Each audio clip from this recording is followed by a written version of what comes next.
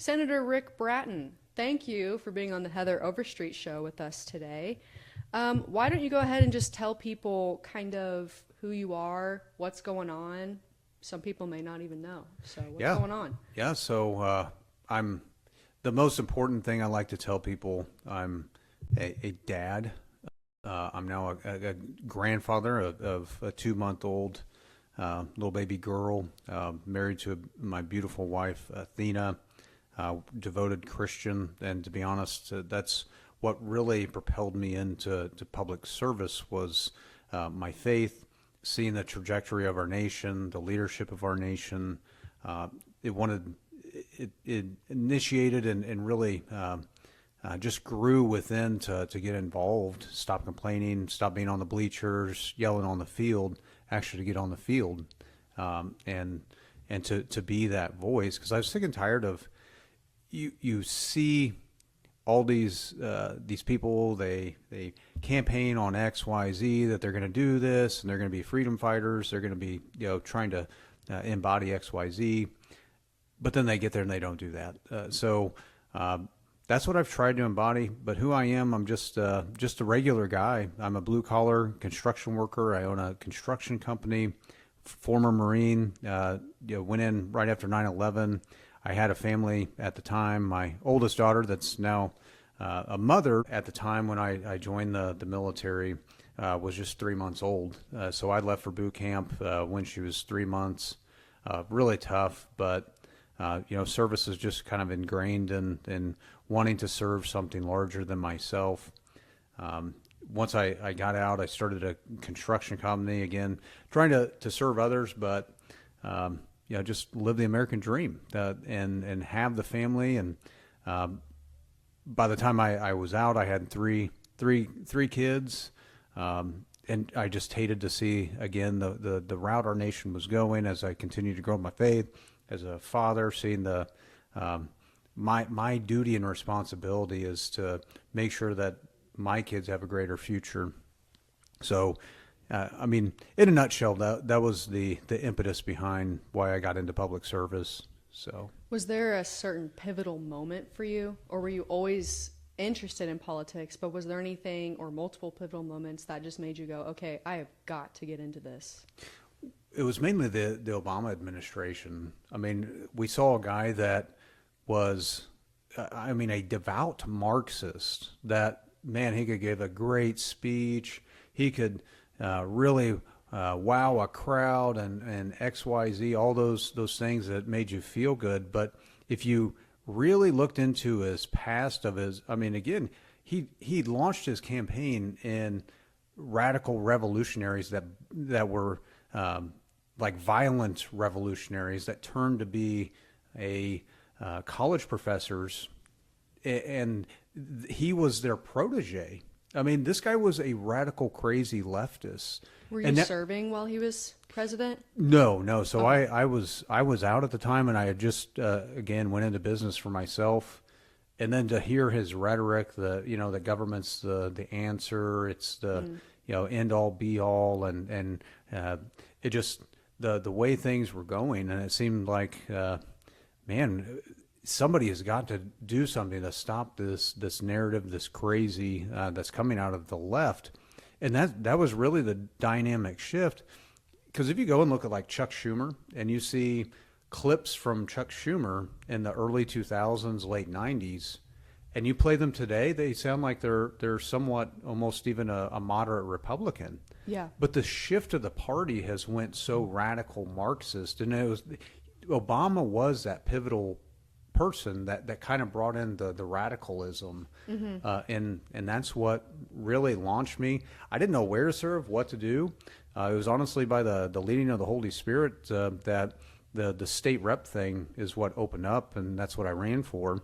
And here I am, just again a blue collar guy with a family, no political pedigree, and I go out and I'm like, hey, I want to run for state rep. Like I told my mom and dad, and they were just like, what? Like, where did this come from? Are your parents political?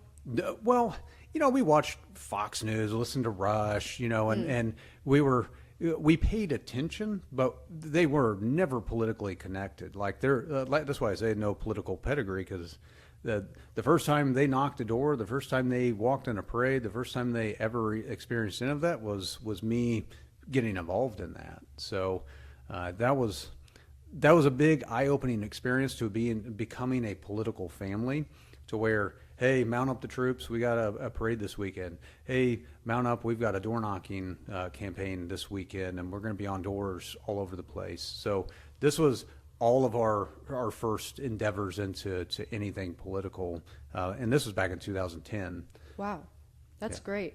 So tell me a little bit of kind of like the day, like your day to day as a senator, because I remember you and I first met through a video that I had made where there were some demons that came into the Capitol and testified, and you asked them a great question and they didn't really seem to understand it. And so that video did really well. That's how we found each other, and you taught me a lot about how the Senate worked that day, and I was so intrigued. And it's just something that I think normal people just don't even know what that is. You're just like, oh, a senator. But like, why don't you just kind of just briefly explain, what are you doing day to day? What does your job look like? Oh, a senator is you wear multiple hats. So I mean, you're the constituent services guy. If anybody has issues with their taxes, for the Department of Revenue, insurance, you name it, we're that conduit to be their advocate, to help them navigate. You know, that's one of the real big responsibilities. But it's also lawmaking. It's you know, actually activating and trying to activate area people within an area, kind of get the we the people aspect. But in the Capitol per se, every minute of every day is mapped out for you, like from daylight till dark. Like last night, we were in the Capitol working on a bill till 12:30 at night. You know? I actually saw that. And you know, and you just never know day by day what your day is going to look like. Like we got to the Capitol. I got to the Capitol yesterday at 7 a.m. Getting prepped for education that the committee that I chair, to have those hearings. And then as soon as I leave there, I'm having constituent meetings in my office, getting prepped for what's going to be coming up on the floor, you know, what I'm going to be dealing with, so on and so forth, and just trying to be the best that you possibly can. I have an amazing chief of staff, Tom Estes, and Nate. He's they call him the cowboy. He's my LA. Wears a cowboy hat. Everybody calls him the cowboy. But you have to have an amazing staff that's able to help, you know, kind of filter through, you know, the people that want to meet you, and just how much time you have in the day. I mean, there are days where they almost need to schedule me to go pee, you know, I mean, Yeah. seriously, or Or I'll go eat. days where I Yeah. turn around, like today, like I haven't eaten today. Like, oh, I almost got you a sandwich. I thought about that. Now I feel bad. no, but it's stuff like that. You were going nonstop, all day long, and you don't even realize those things. So that's why you got to have a staff that helps kind of facilitate. Yeah, they kind of drop the ball if they're listening. Yeah, you dropped the ball today. You didn't give me lunch, but no, I'm just playing. So they do a great. The man's hungry. They do a great job of you know, keeping me on track. And but yeah, it's so many other things other than lawmaking. Mm-hmm.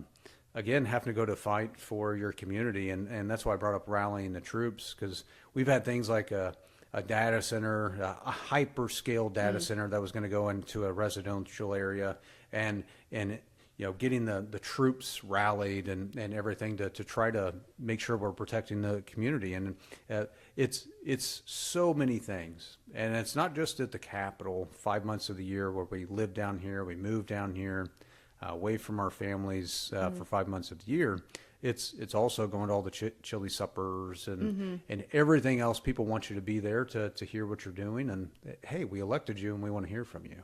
Yeah, and that's, you know, I've observed in the Capitol that the politicians are very busy, and that's such a self-sacrificing job, and I think a lot of people don't realize that. And not to mention, it pays like nothing. Like, it does not.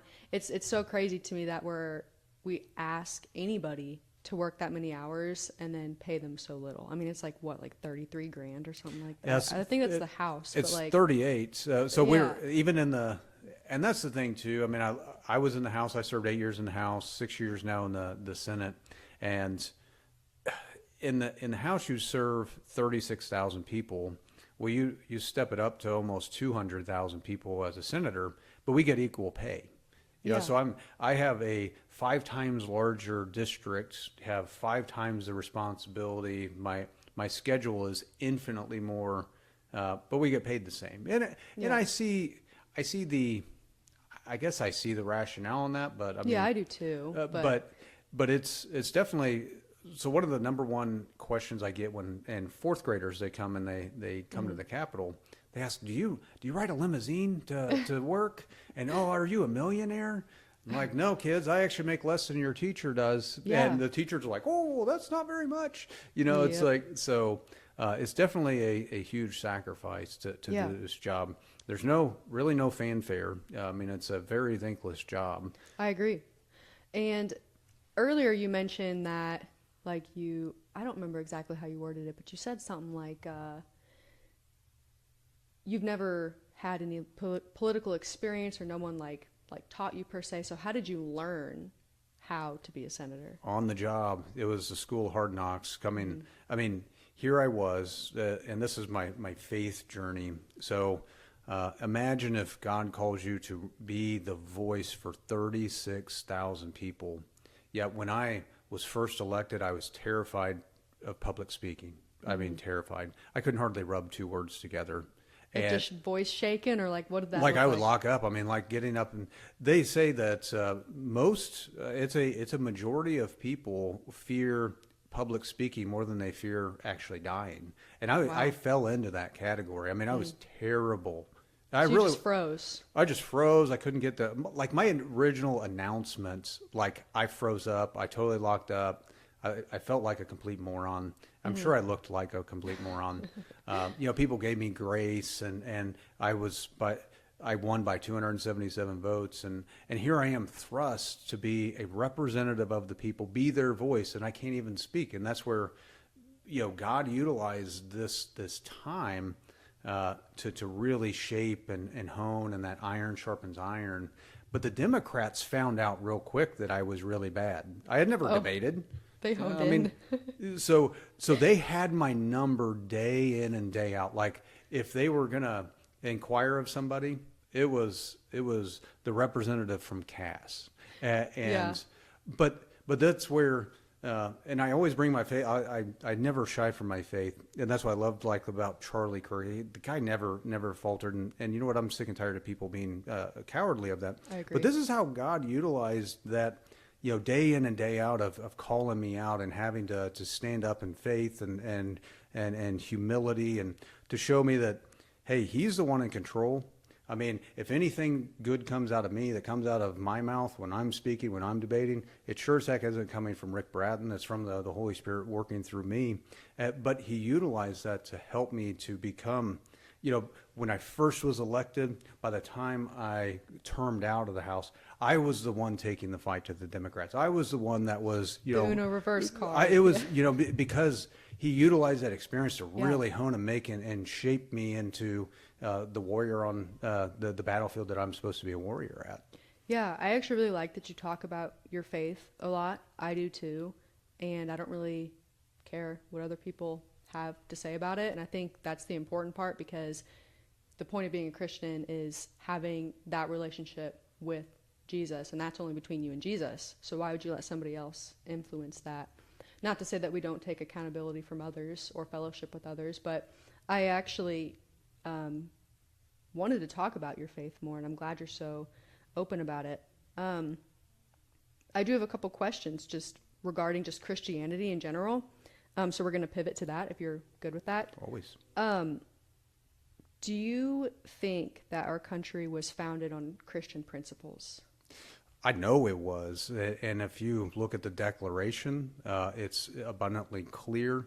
I mean, in the final paragraph of the Declaration, the supreme ruler of the universe is Jesus Christ. And you can go to Revelation. I mean, that's explicitly what Scripture's talking about. Our 55 of the 56 signers of the Declaration were devout Christians. Even those that they considered to be deists, they were raised up in Scripture. I mean, it was everything that they knew. The entire society was, that's all that it embodied. That's what differentiated the American Revolution from the French Revolution, because their revolution was one to appeal the upheaval of faith and to actually toss faith out. And that's why theirs was an abysmal failure of death, destruction, and why it was such a travesty of mankind versus the American Revolution, where it was profound. Alexis de Tocqueville, he was a Frenchman that came and wrote Democracy in America, and he was an objective observer to America in the 1830s, and that's what he came to the conclusion that we hear separation of church and state, and his testimony was exactly the exact opposite. It was that there was no separation. It was so intricately woven that you could not tell from a government to the pastor the difference. It was so melded together in our faith. The largest church in America at its founding was Congress, and the halls of Congress. That was one of the largest mega churches, is people meeting there. And Charlie Kirk always brought up, and I've brought up even before, I think even the fact that our state constitutions required you to be a follower of Christ and actually give a declaration that you were a follower of Christ to be an elected official in America. So these things are so blatantly obvious, but the left is so good, and they've taken over education, so they whitewash history, they omit things, and they say, oh, no, we're a secular nation. It's completely erroneous, and you have to disregard all of that. What do you think separation of church and state means?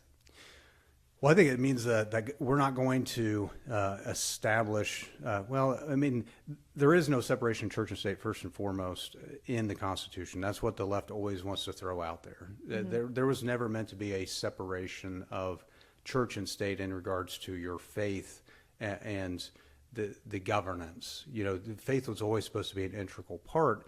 It was more so that the state would not infringe on the state, and that's what Thomas Jefferson, to the letter to the church that he was writing that to, was saying that it's a one-way street where that separation will never be infringed upon from the state and what the church does. But to say that faith in God and every aspect of God and our faith is not in every aspect of government it's totally just false. I agree. And so I think it was Trinity v. United States in the late 19th century, the majority opinion, they mapped out in that majority opinion. I highly recommend people read that we are a Christian nation, and it's just a complete bullet pointed walkthrough of why we're a Christian nation. And it was a Supreme Court ruling that we were a Christian nation. So, I mean, not only do I believe that, not only did our founders believe that, but even the Supreme Court at the time absolutely knew emphatically we were a Christian nation. So what I'm hearing is separation of church and state only applies to the government interfering with the church, not the church interfering with the government. Exactly. It's a one-way street, and that's exactly, if you read the actual letter that he wrote, that's exactly what he was referring to. And the fact that the Supreme Court, it was a radical left Supreme Court that I believe it was in the 60s, that referenced the letter. Their job is to interpret everything in accordance with the Constitution, and amazingly, they go outside of the Constitution to make a ruling and brought up the separation of church and state. And it's unfortunate, and that's what I hate about case law method. So when our nation was founded, it was on black stone, which was nature's law, nature's God, very much in line with the way of thinking and the interpretation of law was in Blackstone. Well, with Darwinian theory of evolution coming on the scene, you had people that basically invented the case law method, and that was like the first woke. And that's what, yes, and it's evolutionary theory applied to law. So if you see these court decisions and what all do they reference? It's case law. They don't reference the Constitution, and Yeah. and by this slow creep, so it will eventually, like the First Amendment, will eventually get to the point where the court is ruling the First Amendment unconstitutional. Yeah. By this creep, because all they do is continue to look at opinions of other courts until they get to the point where, I mean, they're not even looking. Well, they aren't already looking at the Constitution, and it's clear by a lot of how they rule on most of these cases. So, I agree. And I also can't help but notice that whenever I think about my faith and my Christianity and other politicians who also share the same faith, I think there's something that we can't deny, and it's that our laws do reflect the 10 Commandments themselves. Like, thou shalt not murder, thou shalt not steal, you take an oath, thou shalt not lie. And I just think those are things that you cannot deny. And the thing that I love about the Bible is the Bible never changes. And I think that's really important. And I think that's how we get so far away from the truth and from justice, is because we're not keeping God's word in our hearts. And I know there's quite a few people out there who just don't want to hear about the religion thing. They just want you to shut up and do your job as a politician, or shut up and just do the construction, or do, like, I take care of dogs, take care of the dogs. But, you know, that's who makes, like, me being a Christian is what makes Heather Heather, and what gives me strength. And I'm seeing that's the same for you. It's part of who we are, and I think that's really important. So the reason I just want to bring that up is because I do know there is a large population of people who are not religious, and this conversation would bother them. But this conversation isn't about them. It's about my relationship with Jesus, your relationship with Jesus, and people getting to know us. And I also want to point out too that being a Christian doesn't mean that we're trying to force other people to be Christians, because if being a Christian is about a personal relationship with Jesus, like, there's nothing that I can do that would make somebody do that. It's up to them. So we're called to be witnesses, correct? Like, we're yeah. What do you think about all that? Well, yeah, I mean, well, you brought up the Word of God. I mean, and my pastor, says this all the time, that the only thing that's eternal is the Word of God and the souls of men. And we're always supposed to live by that and try to live out the Great Commission.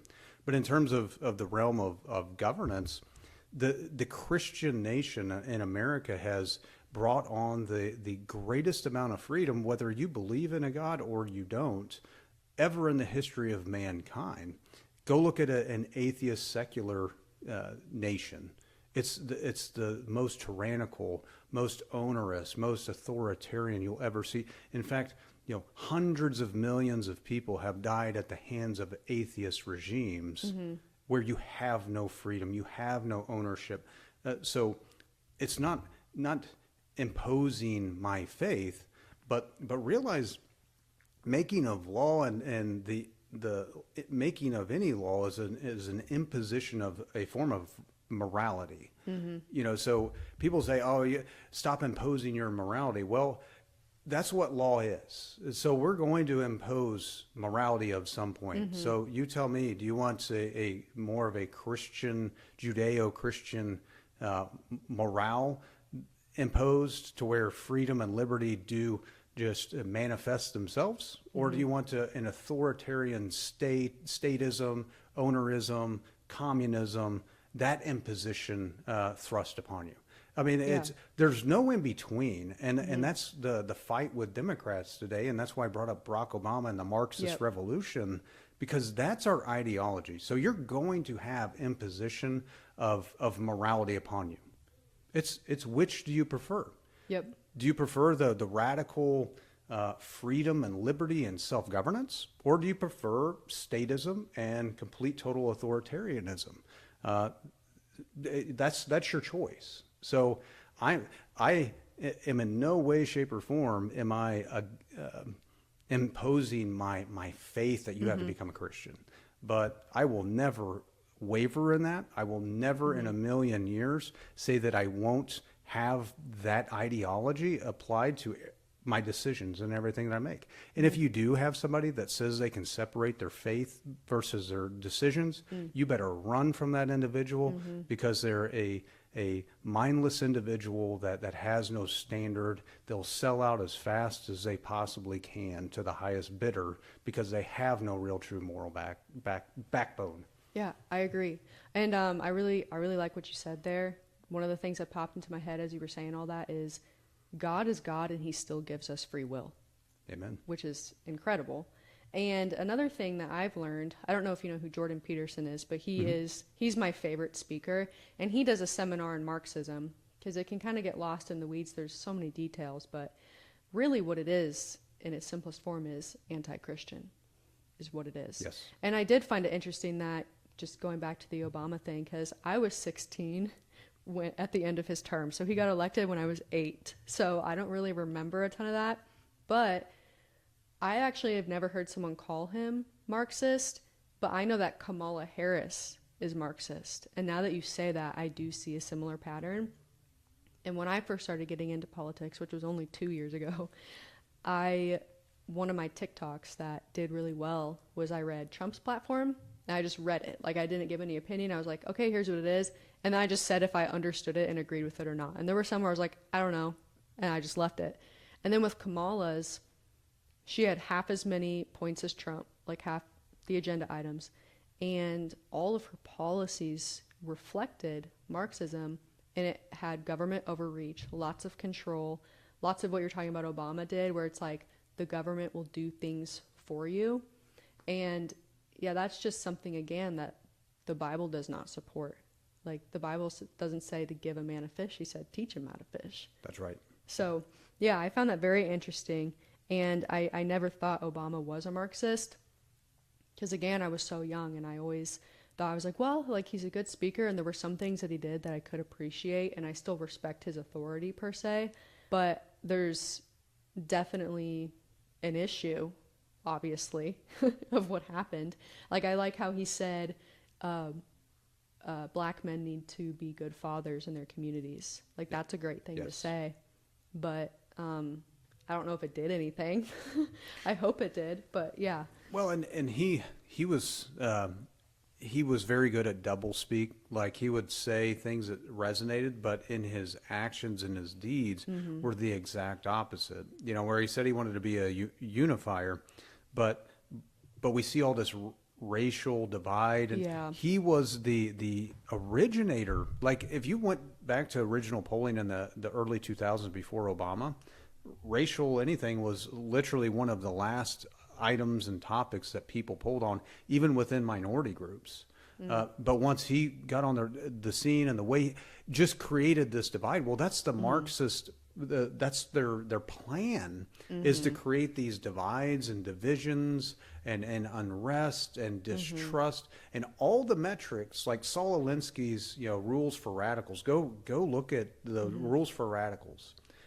And you'll see, like, everything that was laid out in that plan for the overtake of America to a Marxist nation. I mean, he implemented perfectly.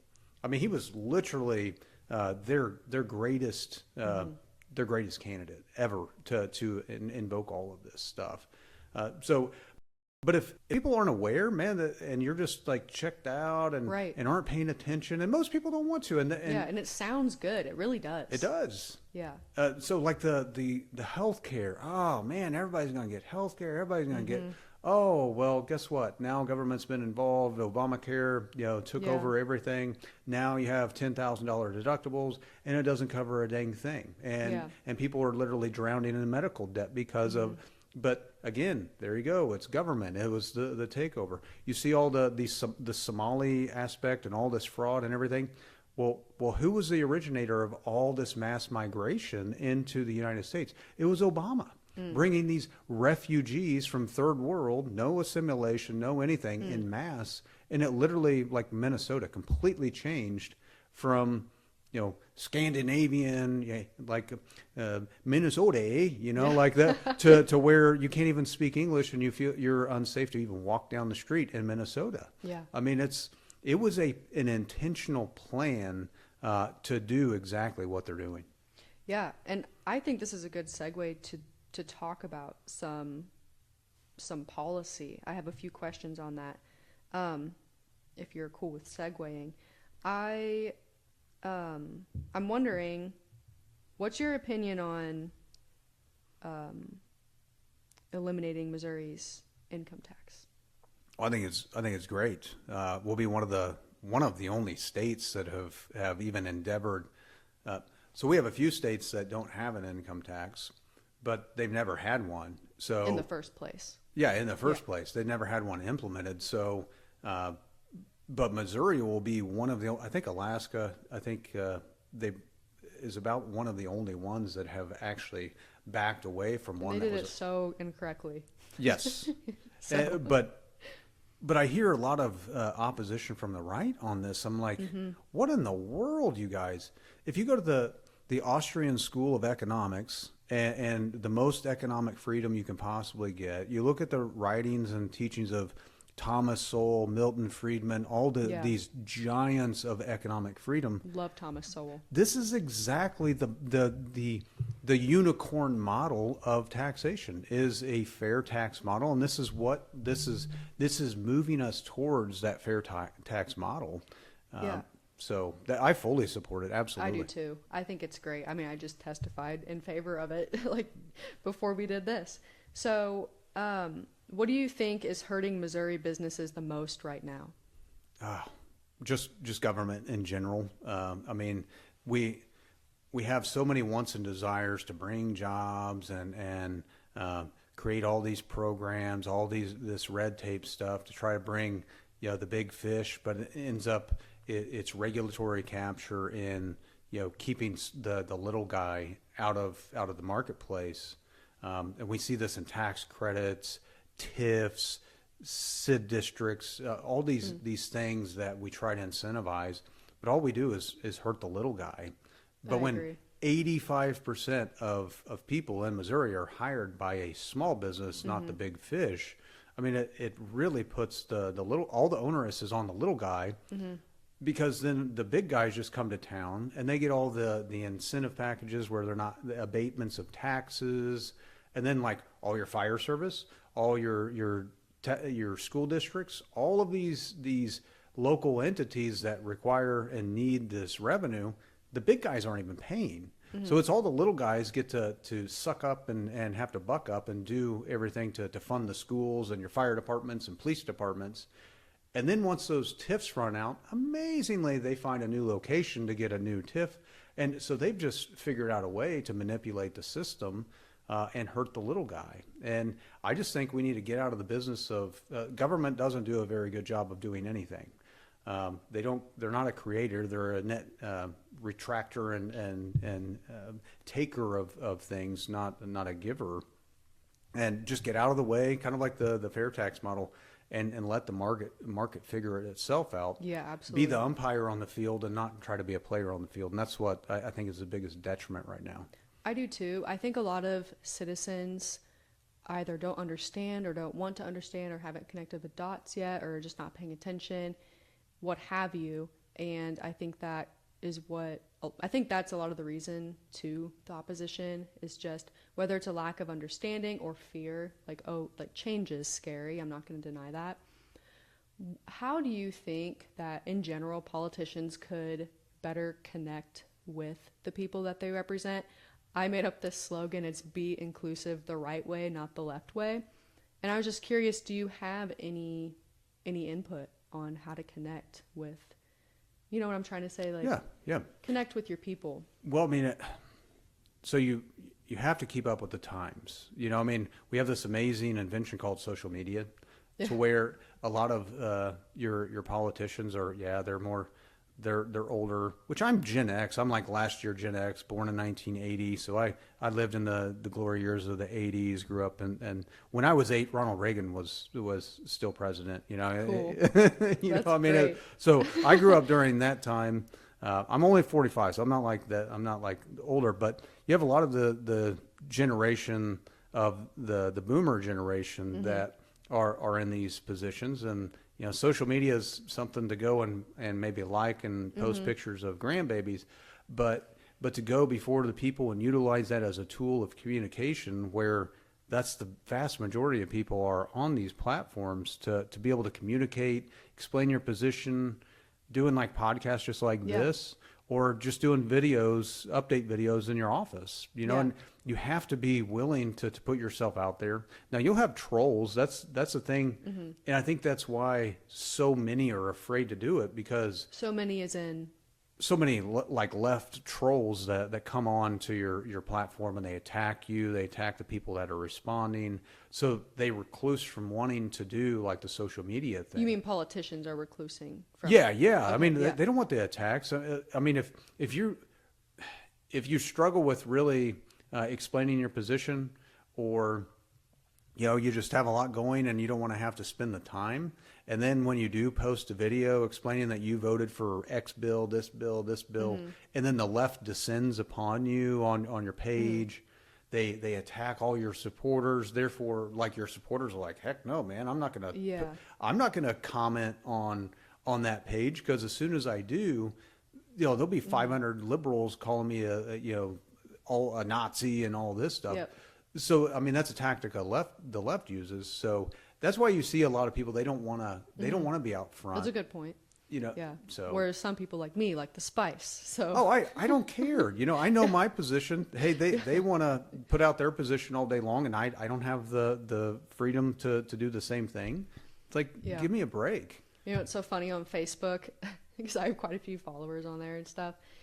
My haters, Facebook labels them top fan because they're engaging so much. I just think that's funny. Yes. It's like, it just goes to show you, thing. like, this is all just so stupid. But Well, and just like, I'm a huge, I love World War II history, grew up with it. And you think of the B-24s, the B-29s, and the B-17s all going like and flying a sortie over Germany, and you see all the flak, right? I mean, you see all the things the bombers had. That's what it's a lot like when you're really over the target and you're really pressing in and you're really hitting the nerve with the left. Yep. That's when you start receiving all the incoming. And just continue on your mission. Yeah. Just continue to press in on that, and that's what we're supposed to do. And so many people start seeing all that. Yeah. And they're like, heck no, man! I don't want to go into that fire, like a circular firing squad with these people. So, that's just an analogy I try to bring up with people. That's what you really do encounter when you are over the target, and you've experienced that. Yeah, for sure. I like that analogy. When you were giving your analogy, my brain interpreted it to my work, which is dogs. I started out as a dog trainer. When you're addressing an aggressive dog, most of the time they respond aggressively. And Yes. it takes a long time to even break the dog, and some dogs don't break. So I like that analogy a lot. So I want to ask a couple other questions. This one is about border and immigration, because that's another hot topic. So we're just going to kind of get through these since we have about 25 minutes left. I was also going to try to ask some questions from my followers. They had asked a couple questions of you. What should federal immigration policy look like? It should be protecting the American way of life as much as possible. We should have an ironclad border, as impenetrable as we possibly can. We should have an immigration policy for legal immigration that ensures assimilation, that you are going to be independent, not dependent on the government, upon the people of this land, and ensuring that that's the case. And it should be an expedited process as fast as possible. If you're not going to meet the criteria to become a citizen and a lover of America, like coming here, if you think for a second you're going to supposedly flee the nation that is that you're a refugee in, but then you're going to fly that flag, give me a break. You're not a refugee. You're an invader. Exactly. And so coming from the trades, that was another thing. We have been decimated by illegal immigration. As a tradesman, I mean, it's hard to find American workers anymore because we've had such an influx of illegal workers who they don't pay taxes, they don't pay insurance. They can come up here and work at pennies on the dollar because they'll go and rent one house and they'll have 40 people living in a house. And then send all the money back home and pile up as much cash and then go home. And that's a system, but it's destroying and it's harming American citizens. And we need to have as bold of a type of immigration policy as possible. I even think going into re-looking at how you represent. If you're able to even represent, like we see Elon Omar and all these other people that they're basically foreign nationals in America, and they're representing. And while they represent, they torch America, they hate America, they say how that it needs to burn and it's terrible. And no, we need to. You need to have a love for this land, and even going into like the president today was the first time ever a sitting president goes into a Supreme Court hearing for birthright citizenship. The birther baby was never. Let's be real. That was never even remotely thought of by a founding father. You know, to where you could come here and just push out a baby and utilize the system and take advantage of that so you can get a foothold to come here illegally. What would you say to somebody who would say, well, the founding fathers were immigrants? Well, they came here when we weren't an established nation. At that time, it was establishing and forging a nation. But now we are a nation. Now we are a culture. Now this is who we are as Americans. Yeah, did we melt as a melting pot? We did, but we are a sovereign nation. At that time, it was colonies, and it was bringing people from all walks of life. But there was still a standard in which you came here by. Was it under the authority of the crown at the time? It was, but they immigrated here. But then they fought a revolution to start up their own country. And our founders had a very stringent policy. They even made sure that if you came here from certain areas, that not too many people were able to go into communities as a block, as a group, and they had to actually disperse so they didn't start the group think. Like we see the Somalis, I brought that up earlier, to where you have such a big community of Somalis, there's no assimilation. They get to be Somalia in America. That was our founders knew that would be a problem, so they made sure that the early laws of the founding were to ensure that the assimilation was at the foremost and forefront of all immigration. And so you're for legal immigration? A very stringent, making sure that these people are, they are lovers of America, and I think like we had a guy that the last terrorist attack we had. He was a naturalized citizen. Came from, I'll remember. It'll come to me. But he declared loyalty to ISIS, went to jail, and then was let out on the street. Well, why wasn't he immediately deported? He clearly was not an American citizen, declared he was an American citizen and an enemy combatant of America. Instead, they let him out of prison, and then he went and committed a terrorist attack. So we need to really look at even how we naturalize, and if you cross the line of these actions, we're still going to deport your butt. Because you're now an enemy of the state. So we need to have very stringent immigration, whether it's legal, visa, no matter what. Because it's critical that we protect our American culture. Yeah, and I'm with you on that. I think if somebody wants to immigrate here, I don't care where you're from or what you look like. I just care that you love America so much, you want to adopt this culture and you want to adopt these values. Like, why would you come here and not want to do that? It's just suspicious. But speaking of terrorist attacks, do you think that crime in general is rising, or is it being exaggerated in America as a whole? I think it's worse than they're even reporting, because you have a lot of prosecutors. We saw George Soros go. We saw it here in Missouri, where we had Kim Gardner out of St. Louis, Peters Baker, and now the new Jackson County prosecutors. They are misinterpreting law, like the Chiefs Parade shooter. Like the dude literally murdered a lady and she misinterprets stand your ground law and allows a murderer to say that it's time served and allow them out of prison. Now a guy that murdered somebody in broad daylight, had no business having a gun, wasn't even capable to have a gun, is now walking free. And another guy that was at the shooting, a part of the gang of that shooting, was let out and then went and committed armed robbery. Yeah. Is Yeah. in jail again. Yeah. But this is happening everywhere where it's not being prosecuted. I mean, you saw the girl from from Ukraine got stabbed in the neck. Yes. Right. Yeah.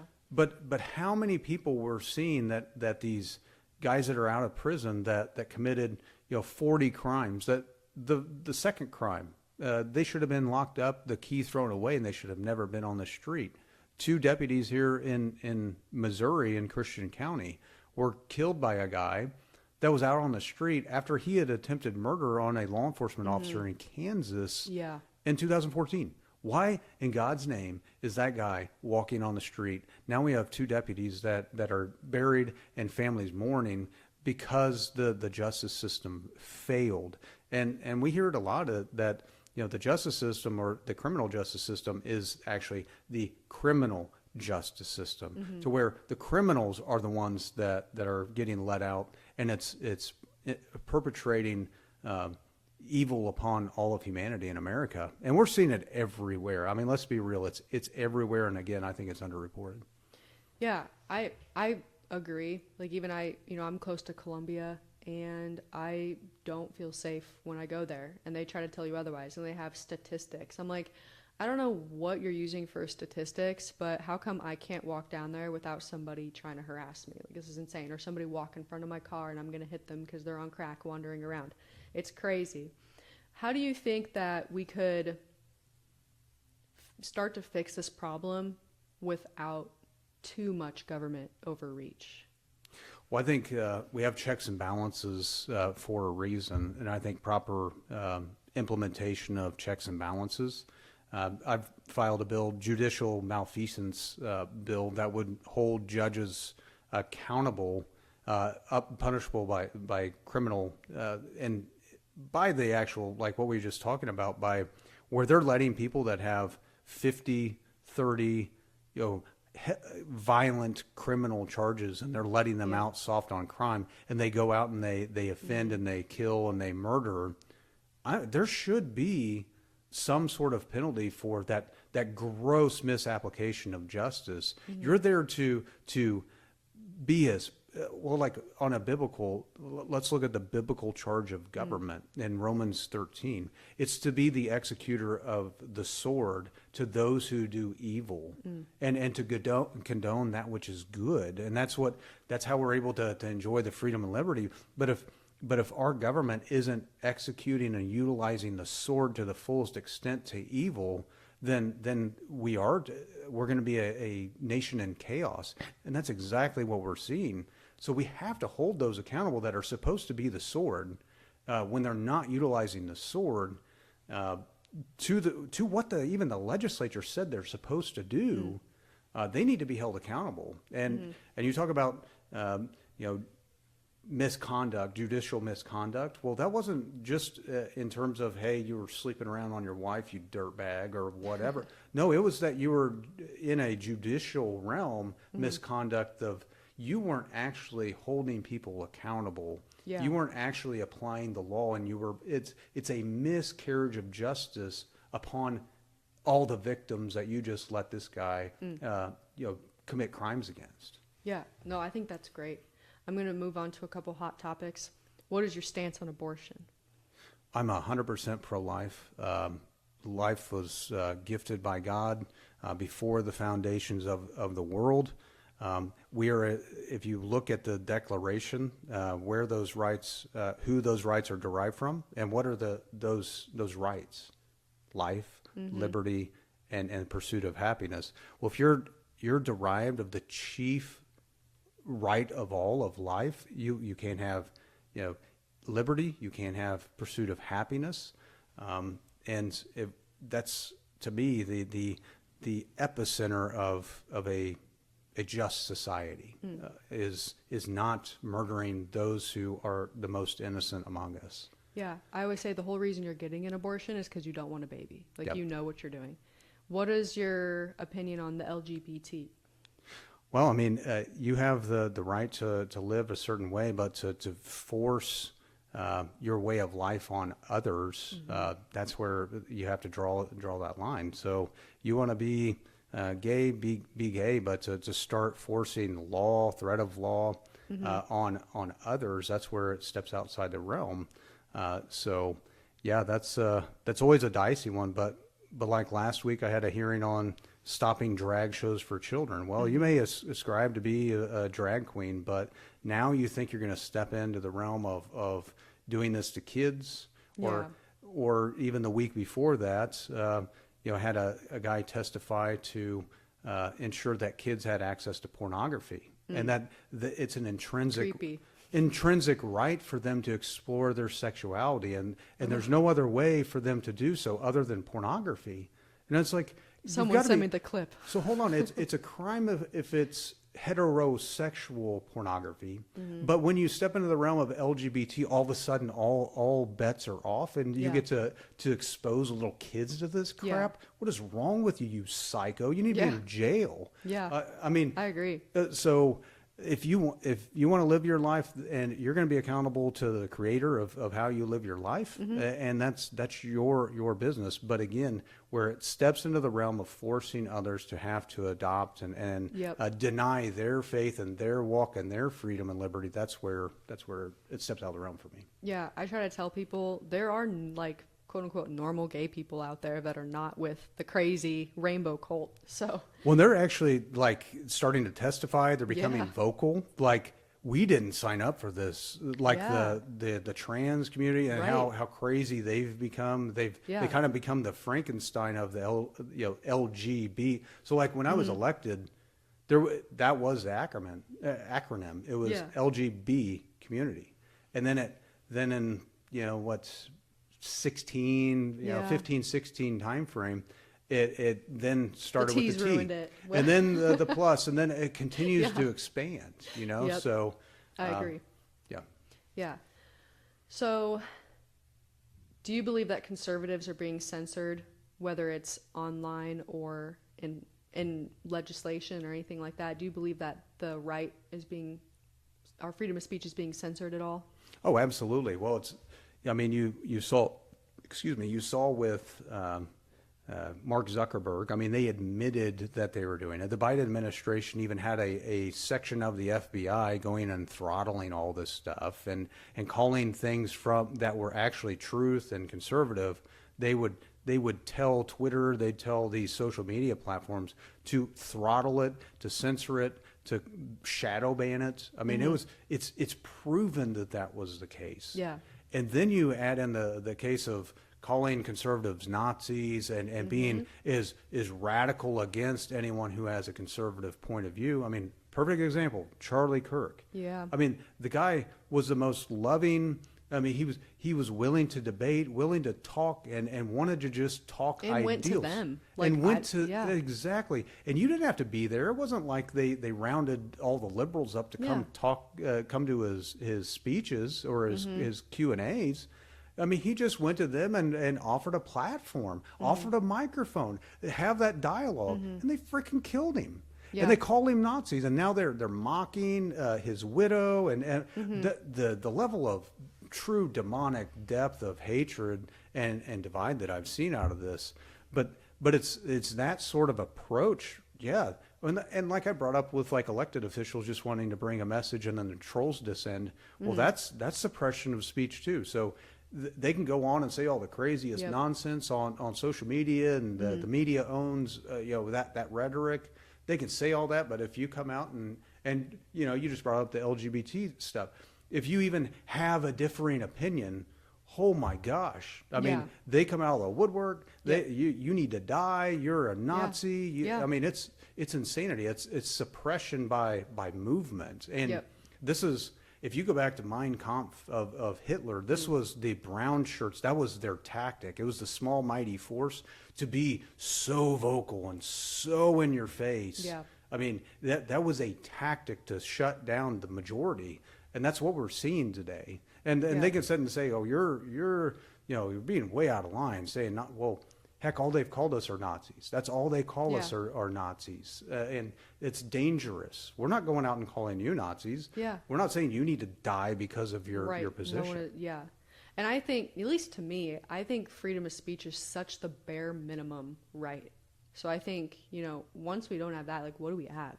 We won't even be able to figure it out because we won't be able to talk about it.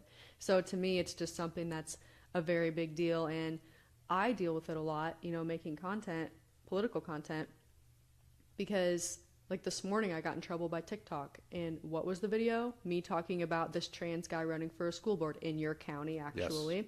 And they said, if you keep doing this, you're going to be disqualified from the rewards program. And I'm like, of all my videos, which are all spicy, by the way, I talk about all topics, they picked the one about trans. It's just not a coincidence, for one. And then for two, like, I get the death threats thing too. And I think a lot of people just don't realize how prominent it is when you're outspoken, how bad the censorship really is. Because I had somebody say, literally, I made a video about it, I screenshotted it. This person direct messaged me and said, because you said XYZ, you deserve to die. Like, that was the entirety of this long paragraph, which was obviously a lot more colorful. But nothing that we say should cause any physical harm. Doesn't make sense. Those are two different worlds. So yeah, I totally agree with you on that one. Well, I can't tell you how many times I've had to call my local sheriff and as a precautionary measure where people are listing your address where I live. Doxing. and saying, I know you have so many children and I hope, and start naming your kids. Yeah. And I mean, it's real deal stuff that, I mean, it's not beyond the realm, and it's quite obvious of what we see in today's world, that it's a real legitimate potential threat to your family. I agree. So people can say, oh, you're just trying to create, likes, and no, it's not. I mean, grifter, that's what they call it. Well, no, that's no, sorry, and that's why I carry all the time. Yep. That's why my kids are trained. I've bought my older daughters. They have pistols. They're CCW. I make sure that they're able to protect themselves because we sure as heck don't know what some lunatic that's may just take it too far one time, what they may do. In my family, I just hate to think what could happen if they aren't prepared for it. Yeah. Thank you so much for making the time to do this. I mean, we opened up with you talking about how busy your schedule is, and here you are meeting a random podcaster to just give an hour of your time so that the people can kind of get to know you. And I've really enjoyed getting to know you. I just wanted to say, since we're wrapping up here, I really appreciate your generosity. I appreciate the sacrifice that you're making in the Capitol. Really everybody, even the Democrats, like, they're making sacrifices too, and I really do appreciate it. Even if their policies aren't good, I appreciate what they're trying to do. And Rick, I just appreciate how open you are with your faith. I think that's really important. My dad taught me, he said, I'm not kind because I'm weak, I'm kind because I'm strong. And whenever you're so open about your relationship with Jesus, I think it portrays strength. In a lot of ways, I think people wouldn't see that, but that's what I see, and I really appreciate it. I find you to be very intelligent, and a lot of people want to say, oh, well, Rick, why should we vote for you? And I don't really think we need to ask that question. I think people can listen to this and hopefully come to the same conclusion that I do, which is, I want to vote for you because not only do you have passion and a backbone and character and morals, but you have a skill set. And I think your skill set is one of the things that differentiates you specifically between all of your candidates. You're somebody that's very capable and has been in the fight for a while, and you've proven that.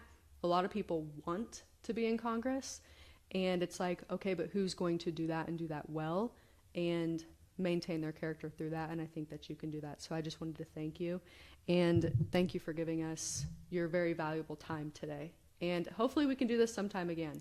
Oh, this has been great, and I appreciate you. You've stepped out in faith into a completely new realm, going from your dog business to now you're helping to educate tens and tens of thousands of people. I mean, and so God's really lifted you up into this really unique platform to really be a force for good. And I just appreciate you being willing to have just a lowly old state senator and, just a construction guy on your program. But, together, and I brought this up last night, Isaiah 6, the here am I. This is our here am I moments to stand and to do this. At least I'll be able to stand before God and hopefully be able to hear, well done and good and faithful servant. That's my heart. And if you want that in an elected official or even a podcaster that has that heart and that spirit, continue to tune in. I mean, seriously, because you're going to do awesome things. Thank you. Thank you so much. I've really enjoyed this conversation. If you guys get the chance, please go look up Senator Rick Brattin, see what he's got going on, give him a follow, give him a like, give him some support, show him some love. It's not an easy job out there. Rick, thank you for being with us today. Thank you.